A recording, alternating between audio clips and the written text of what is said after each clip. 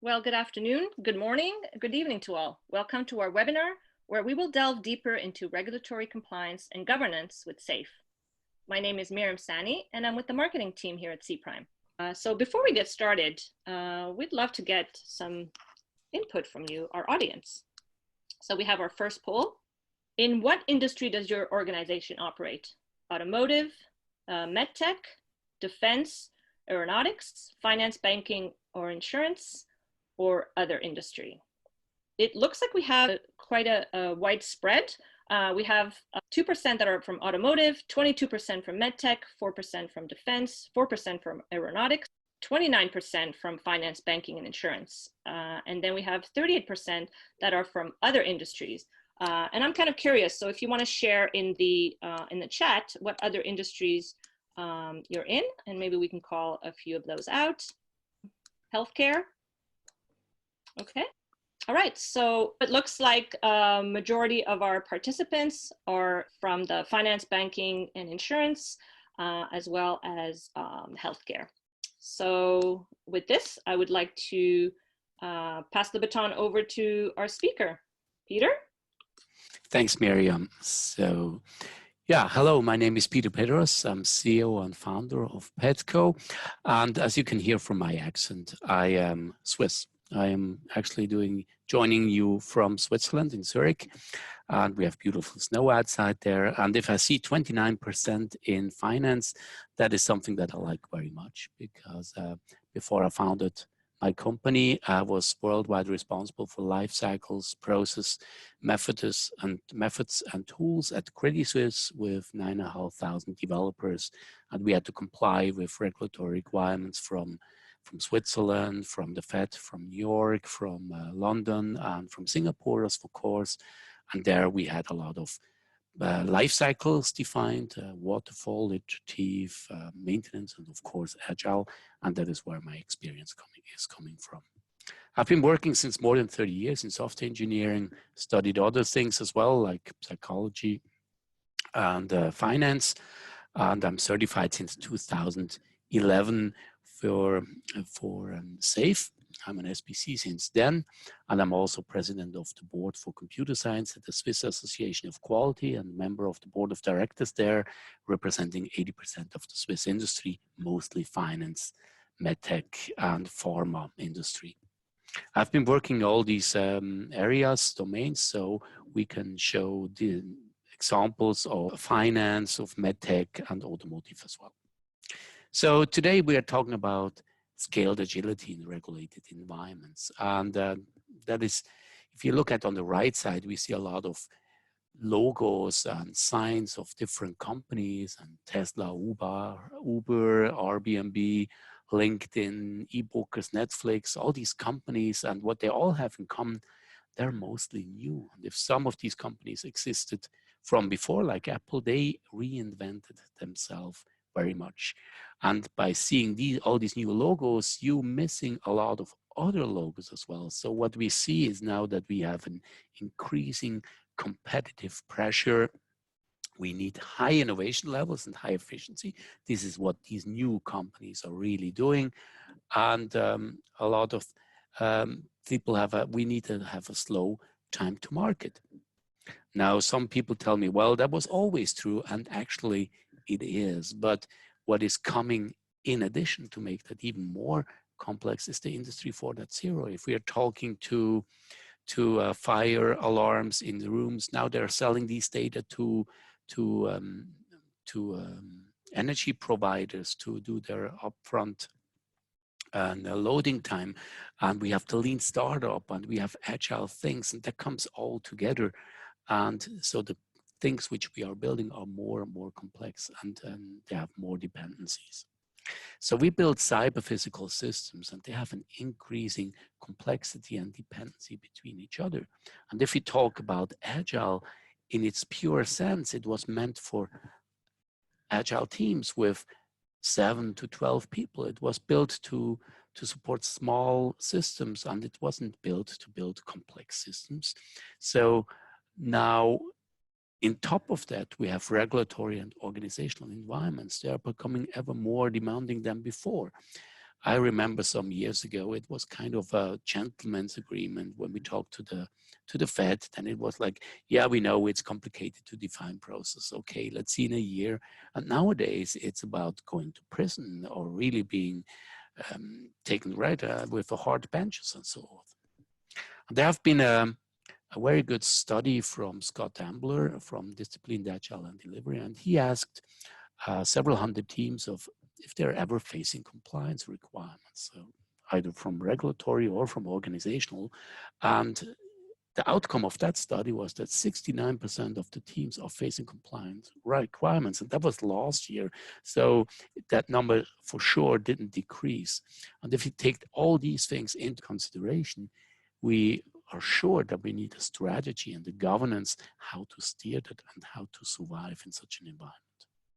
So we all know that statement from Peter Drucker, and which is called Culture Eats Strategy for Breakfast. And what we see also is compliance eats agile for lunch. We hear a lot of statements like, oh, we can't do agile because we are the medtech, we are the finance, we are the automotive industry, and other companies have proven them wrong, for example, like Tesla. And we see also things that some companies are really pushing forward, and like Facebook saying here, move fast and break things. And we know at the end they were facing a $5 billion fine and had a Senate hearing. Or other examples is, for example, Boeing. We know that there has been a debacle with the airplanes, and they are grounded right now. They're not flying, and some people died as well. So we will see how that story ends at the end. But this is not it. It's also the diesel scandal. We see here a parking lot in California of all the Volkswagen cars which have taken back from their money. And then you think, well, that's a year ago. It's all over. It's not over. It's I just had this article in the Spiegel in Germany. It's from the February 20th, so 1 week ago.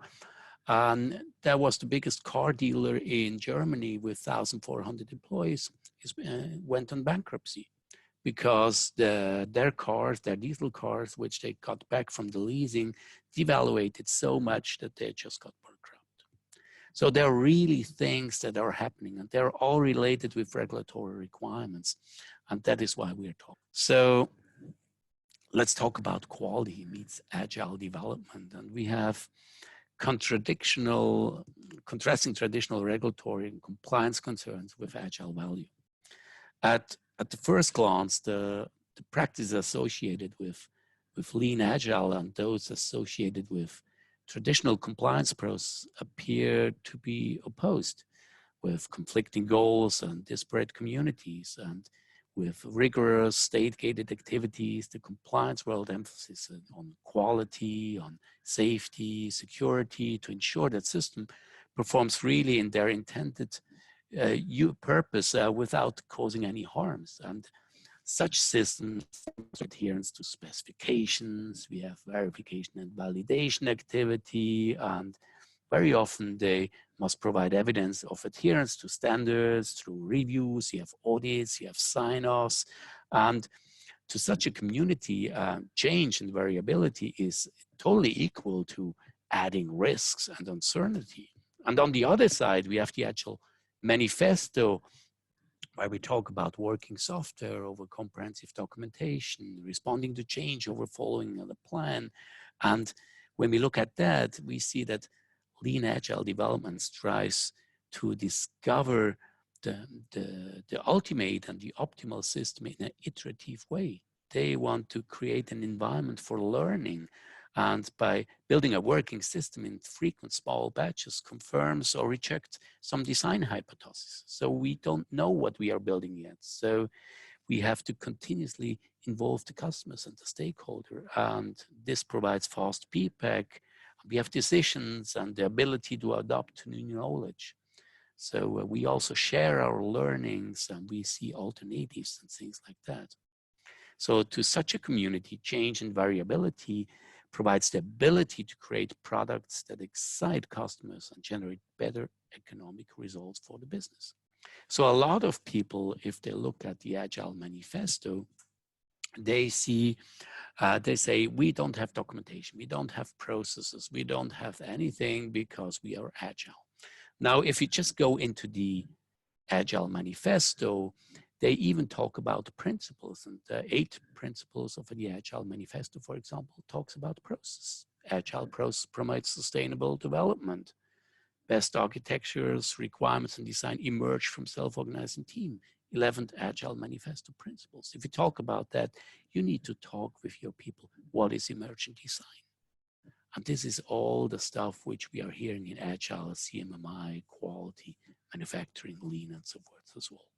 There are several frameworks around to do scaled agility. And of course, I guess you all know that version 1 study with Spotify, with LESS, and other frameworks. And we take here the example of the SAFE framework, which is actually the #1 framework for scaled agility. It starts with the team level on the bottom. It goes up to program, large solution portfolio, and an enterprise level. And it builds on 4 values where we align on a common vision on strategic teams of a company. We have the transparency from the backlog, from the top of epics and value streams down to the various stories which are relying on features or capabilities. And we have the program execution. And program execution here on the essential level means that we have something that we can support in a continuous pace. So we need to have a built-in quality so that we don't increase our technical depth with that. So if we talk about the Scaled Agile Framework, we have seen in our past that Scaled Agile Framework has the hooks we need for compliance with high assurance systems. We build solution incrementally, we apply fast learning cycles, we build quality in with the solution intent. I will show that later in an example. We apply continuous verification and validation, and this is mostly steered with definition of done. And we will talk about that later as well. And now that means that what we have done in the previous world, in the world of specifications and requirements, we had the quality management system where we knew there are milestones for requirements, design, for planned deployment and verification.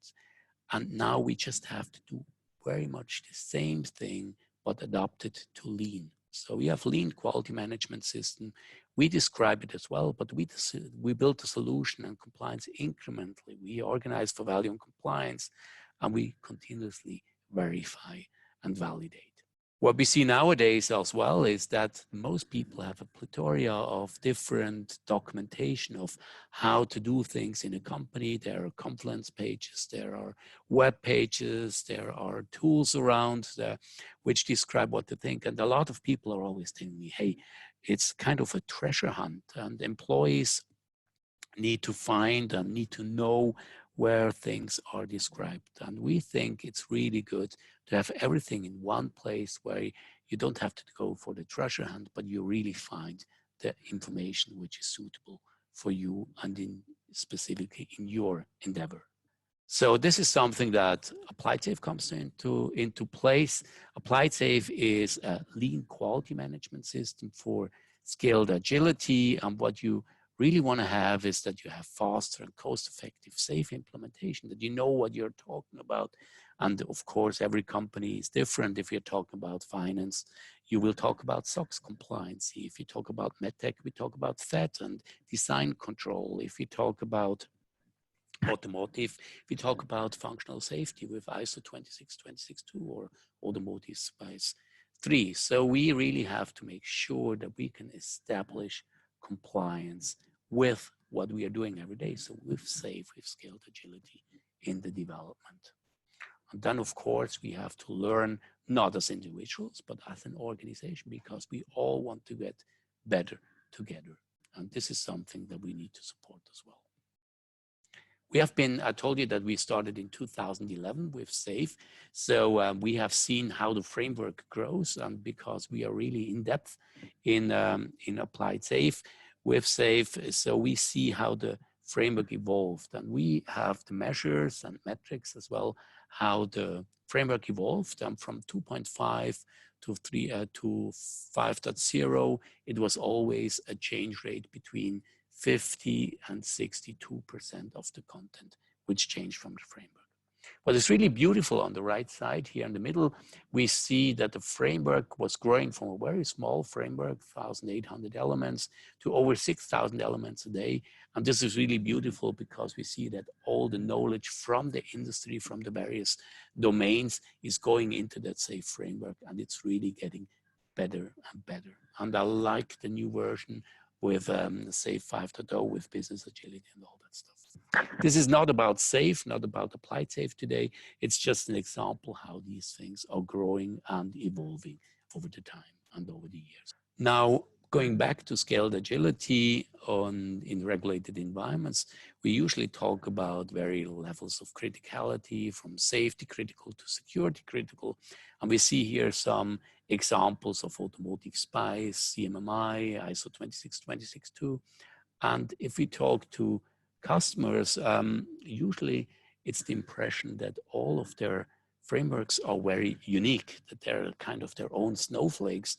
And in reality, if you looked at on a meta level, most of these regulatory requirements are asking for the same. And they're asking usually for, hey, do you have the quality defined? Do you know what you're doing? And can you prove that? Can you show that what you have done? So you have an established quality management system.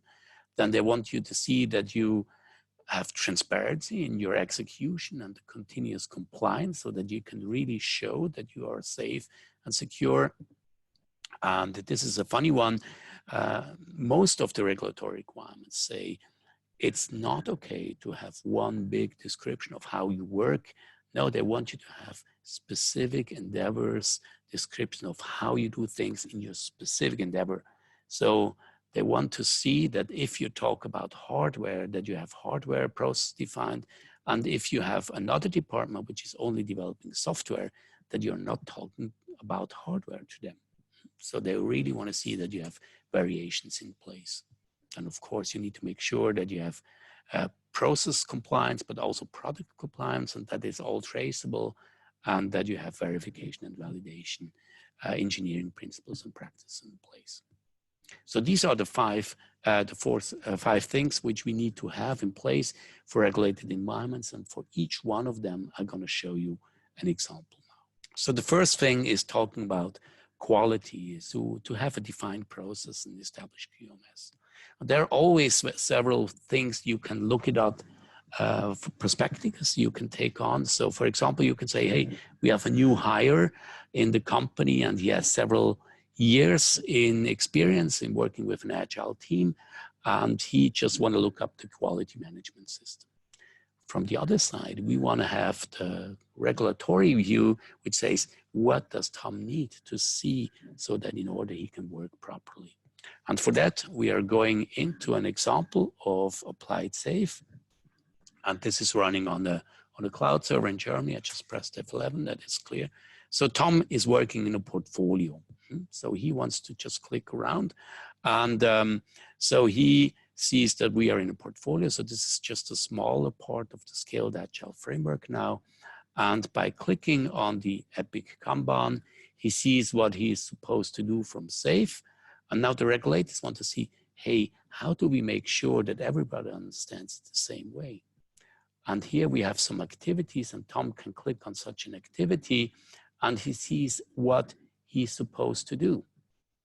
And if you have been working in the medtech environment, then of course you see that the regulators want to see that you have defined how you do things in practice. So they call it the standard operating procedures.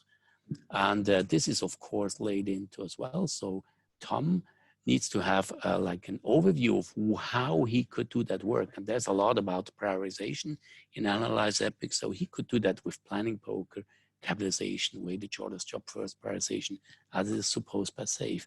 And this is up to the practitioner, to Tom, to decide on what he has to do.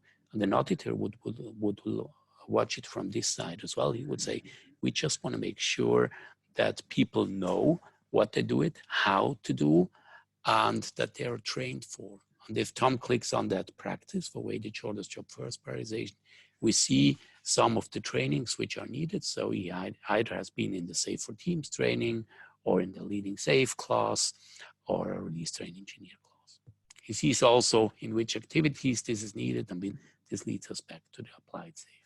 There would be a much more things to show, but important is that for each activity, we say also not only what to do, but also what is expected as an outcome. And this is what the regulatory people want to see as well. So here, for example, Tom sees that there's an epic clean business case to be expected. He gets the template in place. And if he wants to understand, and that's something that the regulatory requirement is all about, that all the people understand the same. So somehow you must have a definition of how things are related. So you need to be able to say that you have a backlog which holds several epics, and each epic is either an enabler epic or a business epic, holds always an epic clean business case, and it's a backlog item. And in our environment, each backlog item is regarded as a requirement. So if you're not fine with that in BackTech, you need to come up with another solution, but it just needs an explicit language. And that is all they want to see in the regulatory environments. I'm going back to the presentation, and I see there is another poll. And Miriam, can you take over here? Yes, thank you, Peter. And for our second question, we're asking you if within your organization, are your processes already compliant to your regulatory requirements? Not at all. For one specific model, for multiple models, including our own. And we'll give everyone a couple of seconds to answer the poll. And again, it looks like we're going to be all over the board for this. 21% said that for one specific model they are, 21% said for multiple models, 18% have multiple models including their own, 40% are just not sure, and then a very small percentage say that they're not at all compliant. Peter, is this something that surprises you, that you would expect this kind of response from an audience? Yeah, it's more or less to be expected. The one thing that surprises me is that so many have only one specific model, but we will talk about that right now. That's really cool. Okay, so we talk about process compliance. This is something that the regulators want to see. And before we talk about that, we have to think again, what is regulatory requirements? A lot of people tell me, oh, that's just a rubbish that we have to fulfill because somebody asked me to, and if I'm not doing it, I'm going to jail or whatever. And it's kind of a pressure thing. And I think that is sometimes really badly understood, because real regulatory requirements are things that are written down because in the past, there were things that badly gone wrong. For example, that an airplane falls into water, that just shouldn't happen. We have measures in place, and we want to make sure that people really want to go in an airplane and feel safe. And you probably have also seen in the movies that there are elevators falling down and people crashing there and die as well. But in reality, since more than 60, 70 years, there have never been an elevator falling down in a building, because it has happened in the past.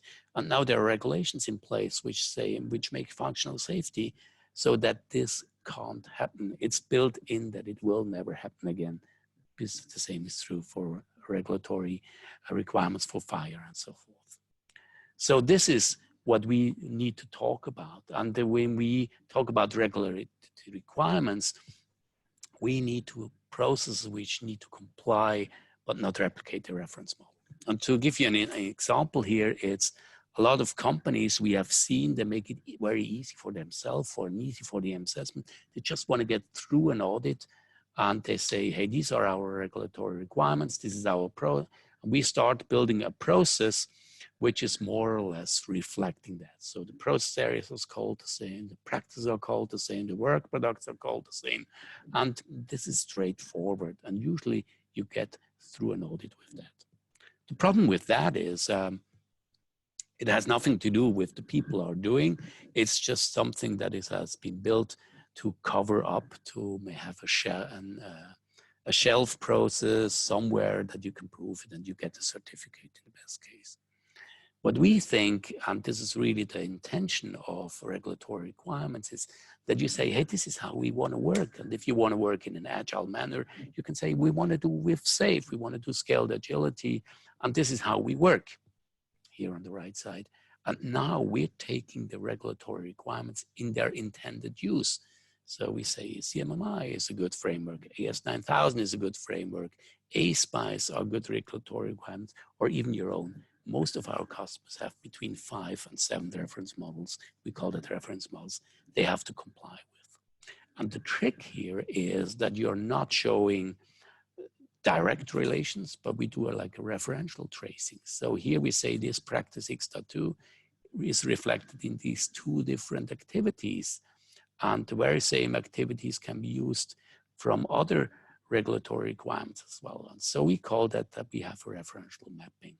And of course, this is much harder for the assessment and the QA department, but at the end, it's optimized for the usage in a company. And by doing that, you get compliant processes, which are still safe, which are still agile processes, and which are really reasonable. The problem with that is that this is not sufficient. Auditors don't care about compliant process. What they really want to see is that you stick to that, so that you have compliant process defined and you stick to it. And in our experience, the best thing to adhere and to prove adherence is that we count on the defined work products. We have simple metrics. If you have stories and test cases defined, you just count them in an endeavor and say, and build them up into a derived metric. So you put them in a ratio and say, in average, we have 5.7 test cases per story. And in the past, this has been proven or pretty good tested. So if you have 6.1 in your actual endeavor, this smells like a really good implementation of our framework and usage of our framework. And then you only have to prove that people are trained in their specific roles, in their specific practices where they know that they can use the standard operating procedure. And by doing that, this is one way you can do that. You can take, for example, CMMI, and you say, hey, this is the requirements, the SP1.1, estimated scope of the project. And this is reflected by several activities, practices, milestones from SAFe. And we use now the reference models to identify gaps to make sure that we didn't forget things which went really bad in the past. So this is really in the intended use of regulatory requirements. And here I would like to show you an example, a real life example. Let's imagine you are a release train engineer. You have done 2 PIs so far, you're doing well in your process. You're in the automotive industry, for example, and now you're going through an audit. You have an assessor in the house and he's coming up to you and talking to you. So let's go to the demo then. And I'm switching again to applied SAFe, still on the portfolio SAFe. Now we said that Linda is working on a program. And one thing that Linda would show to the auditor, let's call him Chris, is that you're doing a PI planning. And PI planning, this is the normal defined process with various roles. I can show you the roles as well here in detailed.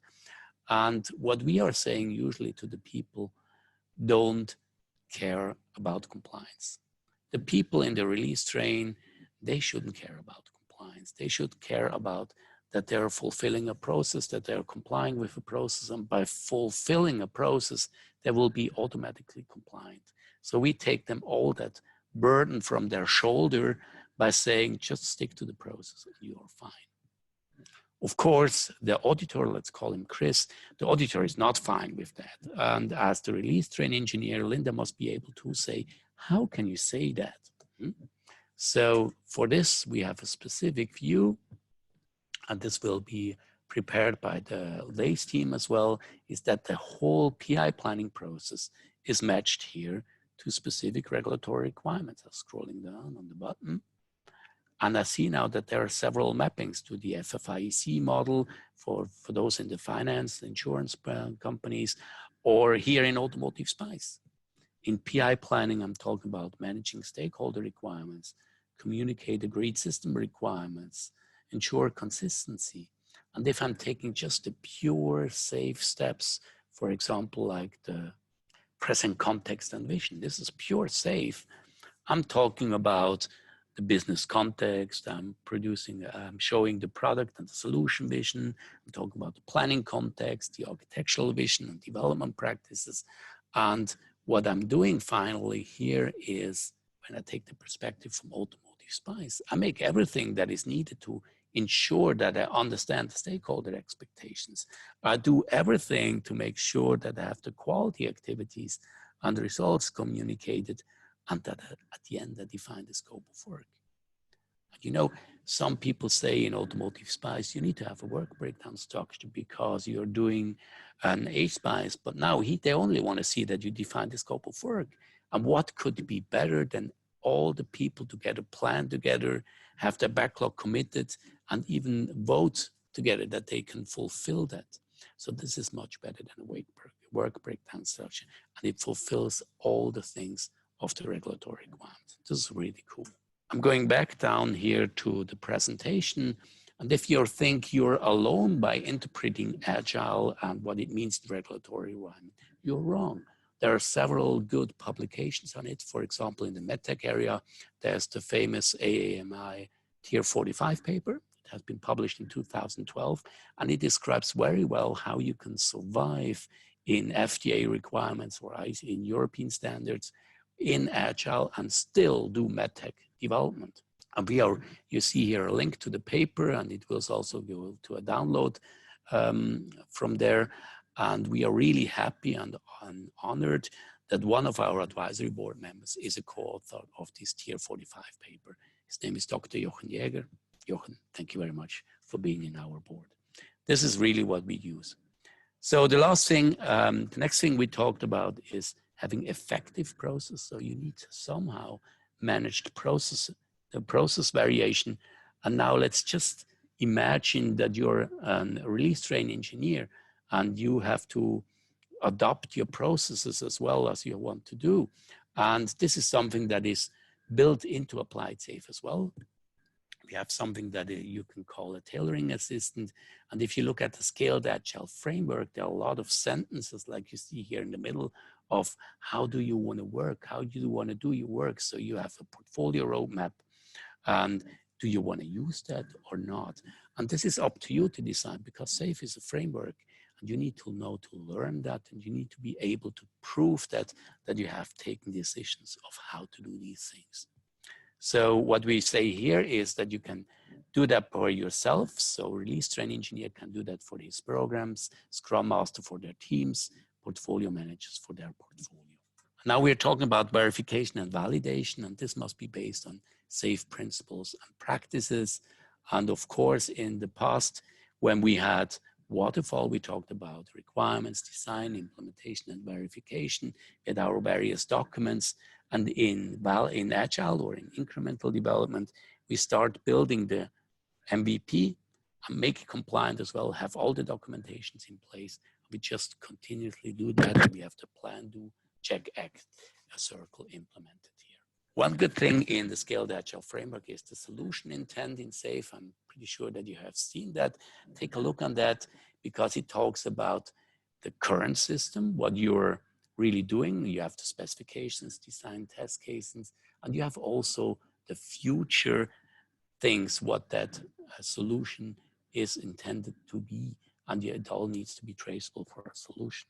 If you look at that in detail, and this is what we need in regulated environments, we see that we have the solution intent here on the lower button here, and that the solution intent is made of the future solution and the current solution, and both of them make up the whole solution together. Now, every time when we build something from the future to the current solution, this is done with a solution increment. And solution increments, they are guided by the solution increment definition of done. So for every time when I build something new into the current system, I have to do specific steps. And this is exactly what we are doing with definition of dones. I'm pretty sure that you already know definition of dones, and we have done that in the past, and you can use this joke here, almost done. But what we also have now, we have not only definition of done for stories, but we also have it for features.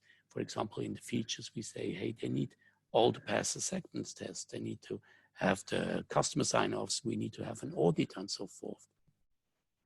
And going further here, and now we are not talking only about stories and features. We also talk about the different increments. So each team increment needs to be demonstrated at the team demos. Each system increment has its own definition of done. Solution increment says we have the full documentation in place, and it's all document a demo and demo it in the solution demo.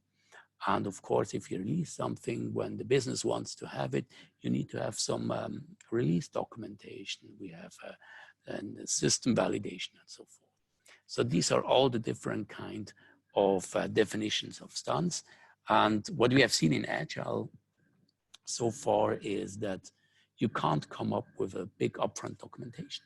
If you talk about autonomous driving, nobody can tell you what it will be in 5 years. You're about to find out. While building the system, you're finding about, hey, this is what we want to do. This is how it could be. We're going to do things different. So what you want to have at the end is you want to have a document of what you have been building. And this is exactly the same intention as you would do it in waterfall. Just the way how you produced your documentation is different. So you better start off with a skeleton. We call it a skeleton approach. Say with every time when we learn something, we document it as well. And this is something that is described in the definition of done for the various iterations as well. And with that, at the end, you have the very same documentation, and you even couldn't say when a product is delivered if it has been developed in waterfall, iterative, or agile. You only want to have a defined and documented system. And here we see that such a skeleton approach is best to comply with agile. Then, of course, you have to do relentless improvement. You have to establish a lean agile learning organization. And then, of course, this needs to be managed as well. So you need some additional process. You have to assess your own process. You have to define processes. You have to improve to make sure that these good ideas of how to improve such a process are somehow managed as well. And you make sure that the organizational process are trained and deployed as well. And of course, you need to have the governance in place as well. What we do here, usually in the organizational learning, is that we do after in PI, we have the inspect and adopt. And one of the things which comes out in inspect and adopt is that we have a lessons learned. We know something went good or went bad. Of course, if you want to have something that is went good or went bad, we want to learn from that. So we have a story, and we're going to change our process asset library. And out of that, we have a knowledge asset. And then, of course, this is steered with a backlog as well, so it's lean as well. And then if you have changed something, this will be reflected by practice, and people will have to do that. So we need to know that if you have a new kind of prioritization practice, that people know about that, are aware of that, and are also trained. And in regulatory compliance, of course, requirements, of course, you need to be sure that you can show who has been trained and not. So this is all you need to know for regulated environments. And of course, you have also different hooks in SAFe where you can say, hey, this is all bought into. So for example, it's in the learning phase, in innovation and planning on the team level, in the daily stand-ups, in inspect and adopt, when you collect metrics on portfolio and so forth. So this is all built into SAFe as well and into applied SAFe as well. So I would like to finish up with my lessons learned, what we have learned in the past by applying SAFe in regulated environments. So the first thing you really need to do is that you are very clear on what is compliance and what is not. The mapping, which I showed you before from ASPICE or from CMMI to such reference models, is surprisingly straightforward once you have understood what the lean agile mindset is all about. And there's also a beer trap, and a lot of people which are probably coming from quality or from regulatory requirements, they want to map the elements directly. So if there is an example that there's a work breakdown structure, it will be asked for it as well. So then you say, hey, no, we are not having this, but we have a committed backlog, which is much better than a work breakdown structure. And this is always, we need always to be able that we map these compliance elements to value-adding deliverables. It's not okay to just say it asks for a risk list, therefore we need to have a risk list in our process as well. This is the wrong understanding. You need to automate mechanisms to prove mapping to reference models. So with that, you can reduce discussion time and interpretation games because it's clear, it's defined. And of course, a lot of reference models, for example, ISO 26262 ask for process, but also for product specific requirements. And you have to scope those requirements for purpose. So if you have a product specific requirements, it's either a story or a feature or a non-functional requirement for the product. And some of the requirements are for the process as well. Then if you talk to an auditor, they usually have also a lot of experience. They know very many things and they have their own backpack with them. So they are also human elements. So they have their own knowledge and they think this is something that we need to have. And if you're doing Agile now, it's probably different. So for example, we talk about solution intent and Agile design controls. You need to be establish that and you need to be sure about what that really means.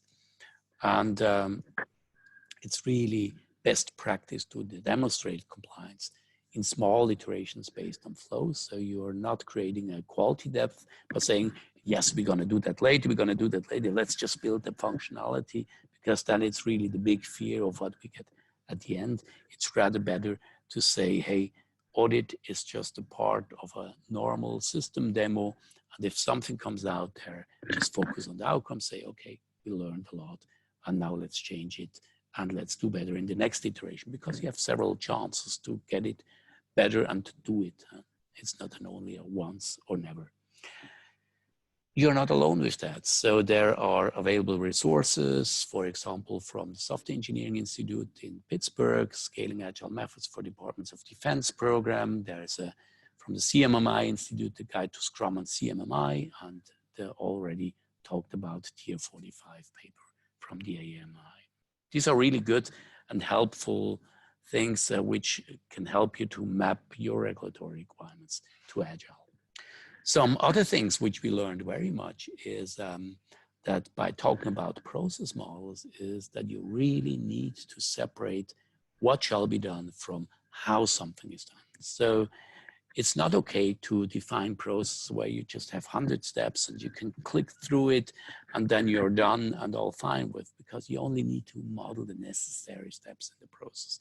So that leads to like a middle level process model, and you have to build and rely on such heuristics to model such a process, which should be really usable for the people. You need to ensure the practice can be changed and selected easy by the performance, so that we can see Tom wants to do it with planning poker instead of 480 shortest job first prioritization, and that this is possible. Of course, the quality management system needs to be accessible and easy to use, needs to promote transparency, and allow process users to perform the tailoring by themselves. What we have seen is a usual mapping of scaled agile frameworks to a reference model is achievable with a lower number of weeks, 2 to 4 weeks, and you're already pretty good. And a lot of things, a lot of emphasis has to be put on the definition of dones, and they can vary very much. And we have seen that it's really best to rely on a commercial framework, for example, a SAFe or others, because they're an excellent starting point to be applied in the development of high assurance systems. What we have seen with applied SAFe is that you can master this complexity. You can have absolute command of your SAFe transformation. You can establish compliance to several regulatory like ASPICE and IC 62304 and more. And by having that, you're gonna improve the clarity. You will see that you will reduce waste by 50% because people are not doing unnecessary steps, or that they understand each other much better, so they're not producing waste. And of course, if you have such a system in place, new hires are much faster ramped up and they can add to the value chain as well.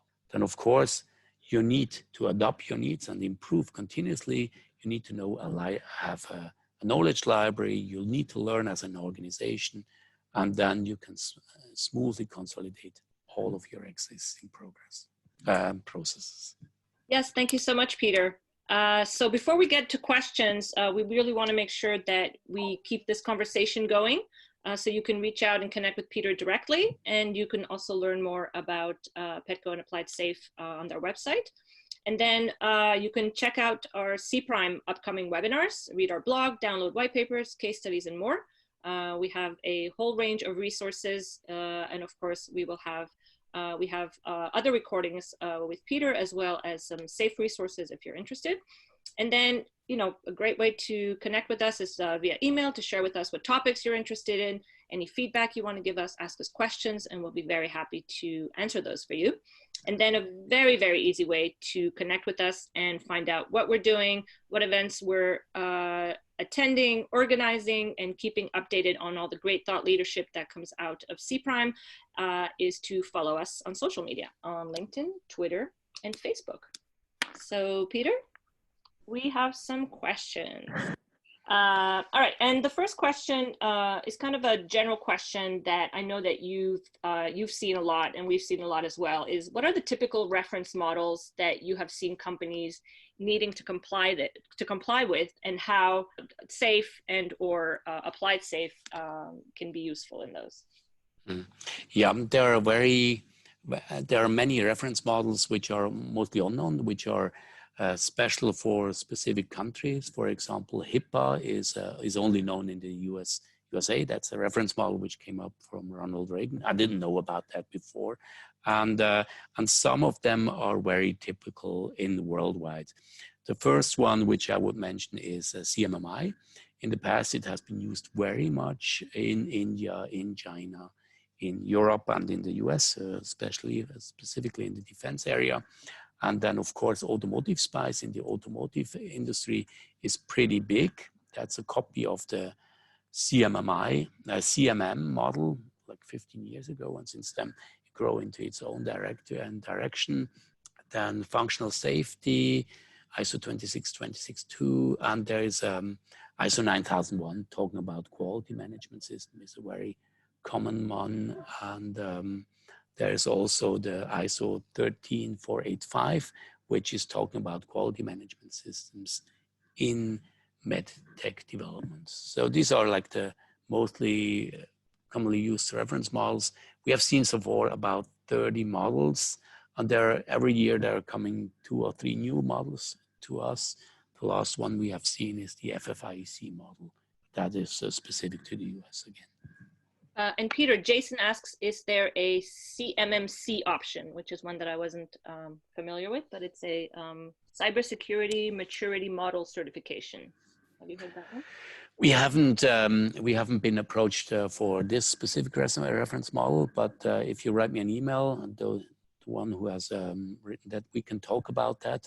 I'm actually not sure what is written in there, so I'm not aware of this reference model, but I'm pretty sure we can map some things as well. And then Sherry asks if there are resources that are available specifically regarding the finance industry. I don't know, maybe there's something that we can share with them, with our audience after the webinar?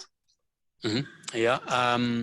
Yeah, it's a little bit strange. There are, of course, Sarbanes-Oxley, there are several reference models which they ask for, and at Credit Suisse I've seen that. So for mostly they're asking for risk management, and that you know what you're doing about the budgeting, financials under control. And what they really want to see is that you can keep your promises. But in reality, there's not really a commonly used reference model for the finance industry worldwide. And we have at the Swiss Association of Quality, you know, finance is big in Switzerland. We defined a syllabus certification for financial employees in banks. And this is a certification. This is not directly a reference model, but that certification has also a lot of things built into it, which you could rely on if you're in the financial industry. It's always like you have to talk with your own regulators and get what the requirements are. And yeah, it's a hard thing. I wish there would be one specific reference model for finance, which would be a standard for the whole world, but it's not existing yet. And Tanya has a question on if the platform allows for something that they would have made up on their own and make it compliant with the processes. Yes, of course. That is exactly built for that. If we imagine that our customers, they always have been in business before, since decades sometimes. And we have one customer in the medtech, they have 6,800 standard operating procedures. So they know how to do things. The only thing that is different with Agile now is that the kind of how you approach problems, how you develop systems is different. So the thing what you're gonna change is in Agile or describe in Agile is how you work together, but the things how you do things, they're still the same. So you're gonna do the same testing procedures. And so this is usually standard operating procedures which need to be pulled into Applied Safe. And this can be done via external links, via URLs into Confluence or wherever that is described, or directly into Applied Safe. It is intended for that. And of course, we have also training for that, how to do that. This is something that you can learn in 3 days, and then then the company are able to change that by yourself. Of course, we are happy to support you there, but it's really intended to be that you can maintain your process models for yourself. Okay, great, thank you.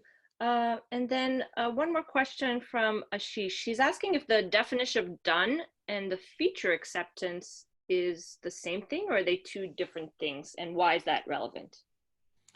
So you can say here we have a backlog item, and feature is a backlog item, story is a backlog item, capability is a backlog item, and all of them have one definition of done in a specific endeavor, and you concentrate on what they will all have to commonly define. So for example, you say they need to have all the test verifications in place. You see that here. They need to have a peer review. They need to have automated test. So these are like on a meta level. These are generals which all features need to have done if you want to really call that done. For example, here on the acceptance test, you see that they are specific to a feature, and there are several acceptance tests which need to be passed per feature, and this is specific to one feature now. So this is a real test case for a feature, and the other thing says, hey, it needs to be tested.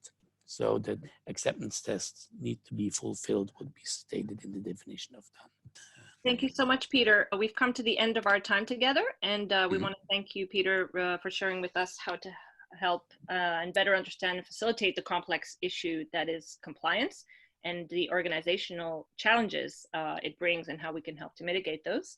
And of course, we'd like to thank all of you, our audience, for taking time out of your very busy day to join us. And we really hope that you found this session of value. We hope to see you again on one of our future webinars. Thank you very much from my side as well. And thank you to Cprime for hosting that session. It was really a pleasure to be here.